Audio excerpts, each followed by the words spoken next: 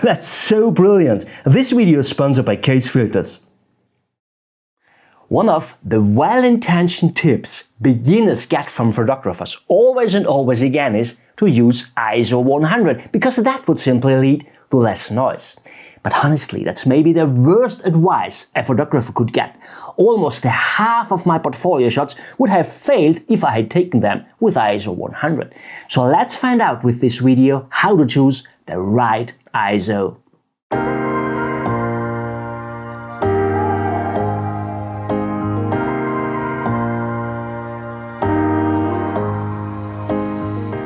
My friends, very nice to see you. As you might know, I offer image audits and photography consultings on my website, where I simply analyze the photos of my clients, and based on that I tell what I would do differently and which next steps I would do to kickstart an improvement. And quite interesting is, my aim of offering this service is actually to help in composition, usage of light and weather, storytelling and things like that. But there's one topic I stumble over again and again. Photographers are using ISO 100 and that ruins their photos. It would be so easy actually, they just needed to increase the ISO. And the interesting thing is, whenever I asked, why did you use ISO 100 here? What was the reason for your decision? The answer was always, I wanted to avoid noise. And my friends, if you think like that, you overlook something really important. I will tell you a simple trick that allows you to avoid noise even with a quite high ISO level. But first things first. Just quickly, what is ISO? The principle of getting a photograph is to bring light on the sensor of your camera. The amount of light that hits the sensor is controlled by the aperture and the shutter speed. There is no third element. The ISO doesn't control the amount of light that hits the sensor. What it does instead is it amplifies the information in every single pixel of your sensor, so that it controls the sensitivity of light if you want. And the only reason we get noise is that in each pixel are electrons moving around all the time. So by increasing the ISO to amplify the information inside the pixel to make it brighter actually, also these electrons get amplified by accident. And that is what we perceive as ISO noise, electron activity on our sensor. But the thing is, with the right circumstances, we anyway don't get any noise, even by using a quite high ISO, and I will tell you exactly what you have to do to achieve that. But first of all, let me show you why ISO 100 could ruin your photos.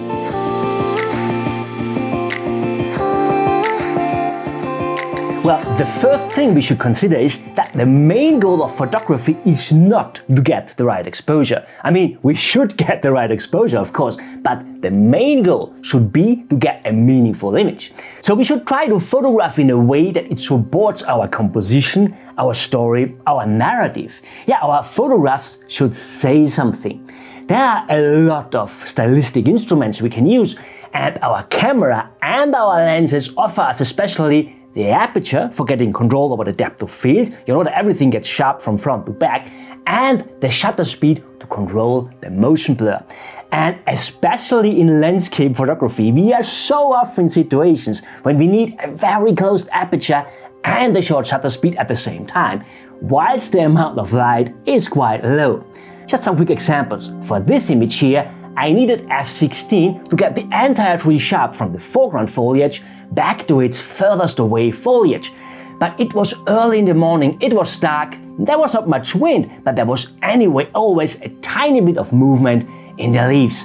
I waited a bit and in the end it worked with a shutter speed of 1.6 seconds, but ISO 100 would have led to an exposure of multiple seconds, which had ruined the photo. So the solution was then to increase the ISO up to 640. That brought the shutter speed down again and I got a crisp, sharp photograph. And there is no noise at all. Again, I will tell you later how you can achieve that. Yeah, and just for those who would think now, come on Christian, that was ISO 640, but you will definitely get noise with something like, let's say, ISO 1000 or something like that.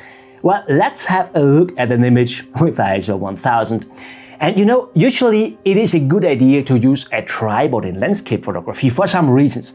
But sometimes that is simply impossible. as it was for this image here. I had to move my camera position completely down to the ground. Impossible with a tripod, so I took it handheld. I needed a high depth of field to get everything pinched up from front to back, yeah, in this case even from bottom to top actually, and I needed f16. But with ISO 100 the shutter speed had got way too long, yeah, which had led to a shaky image. And the solution was then to increase the ISO up to 1000 to get a crisp clear photo. And also here I didn't get noise at all.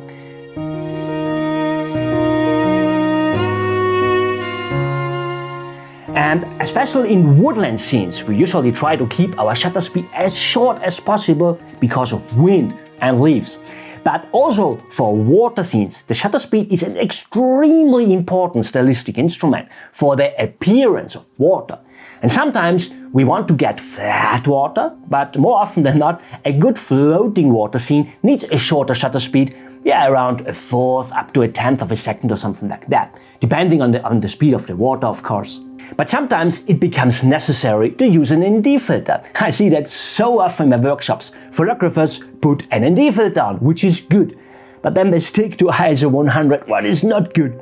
I think in 9 out of 10 times I increase the ISO when I'm using an ND filter. And that is simply because there is a good reason for using an ND filter. Yeah, I mean, why do we use an ND filter? And yeah, I'm pretty sure you know that. We simply want to get a longer shutter speed, right? So that means the shutter speed is an important stylistic instrument for that particular composition. And that makes it so important now to adjust the shutter speed in a case like that. The aperture is usually the most important stylistic instrument in a landscape scene, and the shutter speed is defined by the amount of motion blur we want in our scene. So all what remains is the ISO to bring the exposure back to the right level. So when we break it down, when we use an ND filter, we can adjust our exposure by changing the ISO.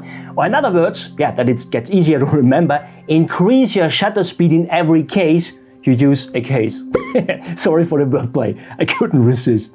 And before I will tell you now how to avoid ISO noise even when using really high ISO, my friends, if you like this video, please give me a thumb up. You know, it helps me, it helps the algorithm, and it helps also other photographers out there to find this video better on YouTube.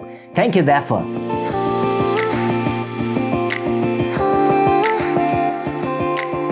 Okay, so how is it possible to avoid ISO noise? And the trick is simply that the noise is not always visible. It depends on the circumstances. Again, ISO noise is nothing more than the amplified activity of electrons inside your sensor. And these electrons are always there, also when you're shooting at ISO 100.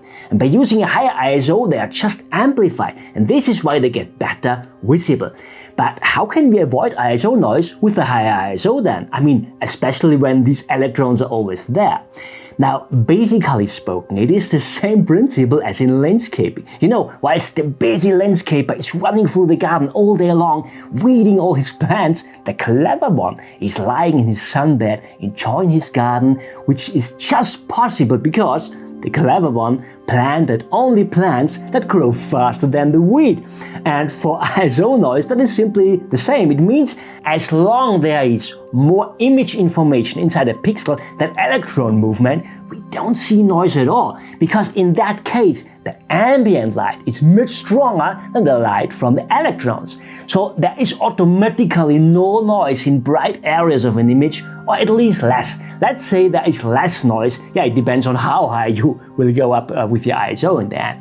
So a good DPH makes sure that the ambient light is bright enough, at least for those areas in your image where you need the faster shutter speed. This image here was taken inside a cave, for instance. There was not much light in there, to be honest. But fortunately, there was a hole on the top where light shone in, and that illuminated exactly the waterfall.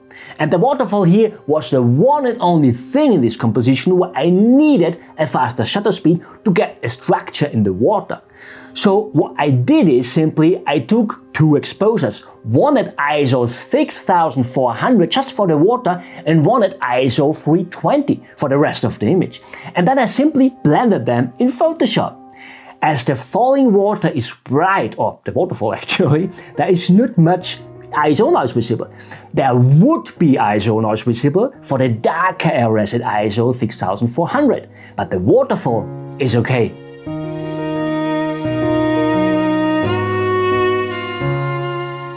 But you don't even need to blend image with Photoshop. There's also another way to achieve that. And here I have to say, it is amazing what technology is able to do for us already. We can simply take our 6400 ISO image and we can use a denoiser for getting rid of the ISO noise. There are different denoiser tools out on the market, and meanwhile there's also one included in Lightroom, and the quality of it is just stunning, really. Let me show you. This is my ISO 6400 image. Now let's denoise it. This is how it looks now. Crazy, isn't it? So when we break it down, there is really no reason anymore for dealing with ISO 100 all the time. I mean, of course, if the shutter speed is not an important size for my composition, which completely depends on the particular composition actually. If I use a tripod and there is not much wind, I can expose for 20 seconds or so, or even more, and then I will get a noiseless image already in camera by using ISO 100. And there's nothing wrong with that. This is the way how I do it. But there are so many cases where we need a shorter shutter speed that ISO 100 would allow us. And then I increase the ISO simply to that I need for my photo. That's the way how I choose the ISO.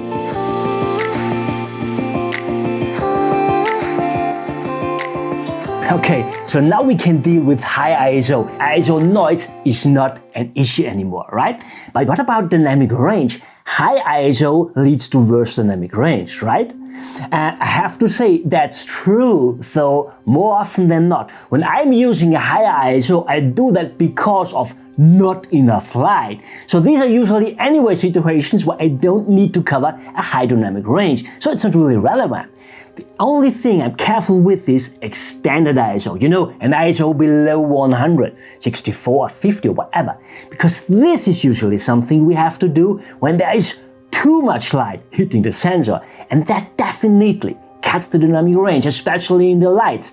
So in this case, I use a case. Okay, in this case, I prefer to use an ND filter. And yeah, I mean, it depends when the light appears and there is simply not enough time to run back to my bag and to grab the filter. I would go for ISO 50 if that is enough. But for the best possible image quality, I definitely prefer the ND filter in a case like that. And don't forget, use the ISO then to adjust your shutter speed. And in most of the cases, you will not get all too much noise. Also, if you should get some noise, there is so much possible in post-processing. It is really mind-blowing. I mean, in general, not only denoising, there are also sharpening techniques, for instance, that are more than mind-blowing. We just should use them in the right way. And I made already a comprehensive video about sharpening, by the way. I will link it here for you. And friends, I hope you liked this video. If yes, share it with your friends. I thank you so much for watching. See you next time. Bye.